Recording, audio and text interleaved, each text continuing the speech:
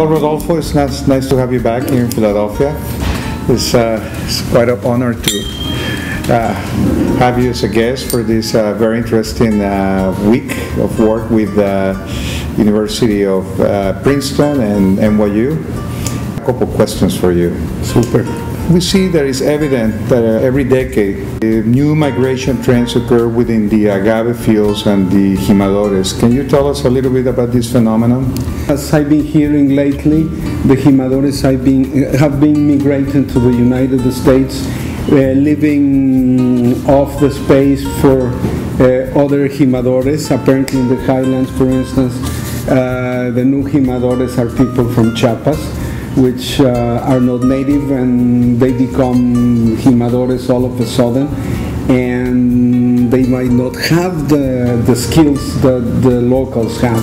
Furthermore, even for what would you call symbolic purposes, it is not the same to have the local people do the work as it is having people from other places which have no tequila tradition do it instead. Yeah. Now, can you tell us a little bit more in the area of your, where you concentrate most of your research, in the Amatitan and Tequila region, and the new findings on the historical archives? About the archives? About the archives, yeah. Yeah, well, there are two very, very interesting archives. One is the one of Tequila, which has been rescued from 200 years oblivion, and nowadays has been completely organized, and then there is a full-time person working there at the archive, and it's being all classified, and pretty soon we'll have a catalog of the archive. Furthermore, in Amatitan, in the hacienda of San José del Refugio, there has been a splendorous archive and library which is always open for researchers, and they're wishing and wanting researchers to go there. When we had a workshop a couple of weeks ago, the woman who's the director of the archive was just tremendously happy. Mm-hmm. Do you see that the history as we know today will be drastically modified with these new findings? Maybe not drastically, but yes, substantially in a way, which means that we're going to learn far more about how the tales took place, how little things happened, and for the last few months we've been learning splendorous things. For instance, the origin of tequila being in Amatitan instead of the town of Tequila. And furthermore, we've been confirming Claudio's suspicion that tequila was a spirit made even before the Spaniards came.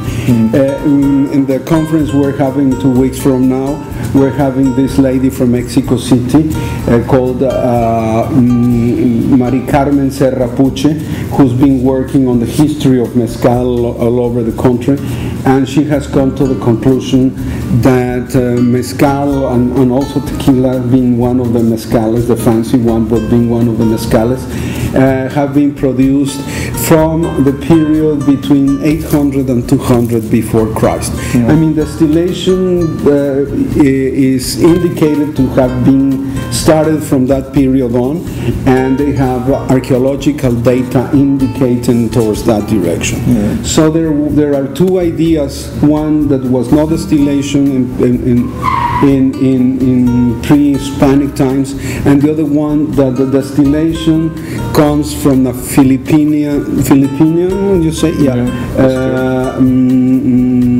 stills. Is being sort of obliterated by the new information we have. Mm-hmm. So it seems that they were able to use stills, very simple ones, but from in the period that is called Preclásico Medio, I mean middle pre-classic, and that dates between 800 and 200 before Christ. Wow. So that explains why tequila is so well made up, and it was very well made by the 17th century, and it also has to do with the domestication of the agaves, because it didn't make sense having agaves already very well developed in terms of how they use the plant for fermentation, and having such a short history, which means that the history of domestication of the mezcal will probably date also from a far earlier period than we expected before. So thank you and cheers. Cheers. All right. We have a very fancy pair of glasses. These are the Riedels, Salud. ¿no? Sí, son los Riedels.